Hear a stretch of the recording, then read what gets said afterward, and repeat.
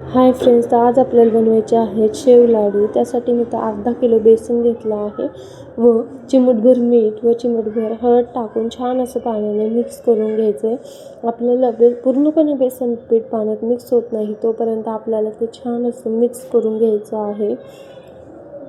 बेसन पीठ छान असं मिक्स झाल्यानंतर आपल्याला 1 तास रेस्टसाठी ठेवायचं आहे। लगेचच पाक करायला घ्यायचा आहे। 1 ग्लास पाणी, समप्रमाणात साखर म्हणजे अर्धा किलो साखर आपल्याला ह्याच्यात टाकून घ्यायची आहे आणि आपल्याला बेसन पीठ फुगल्यानंतर आपल्याला लगेचच इथे शेव टाकून घ्यायची आहे। शेव टाकायला आपलं बेसन पीठ छान फुगलं पाहिजे, त्यानंतर आपण छान अशी शेव टाकू शकतो। शेव आपल्याला जास्त वेळ तेलात न ठेवता लगेचच काढून घ्यायची आहे। आपल्याला लगेचच शेव चुरून पण घ्यायची आहे। छान अशी हातानेच आपल्याला शेव चुरायची आहे, मिक्सरची गरज नाही। इथे आपल्याला छान हाताने चुरायची आहे शेव।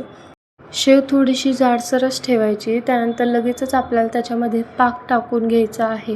पाक टाकून छान असं मिक्स करून घ्यायचं आहे। सगळं सारण आपल्याला मिक्स झाल्यानंतर आपल्याला त्याच्यामध्ये अर्धा वाटी तूप टाकून घ्यायचं आहे। तूप टाकल्यानंतर छान मिक्स करून घ्यायचं आहे व त्याच्यामध्ये आपल्याला काजू आणि विलायची पावडर आपल्याला टाकून घ्यायची आहे।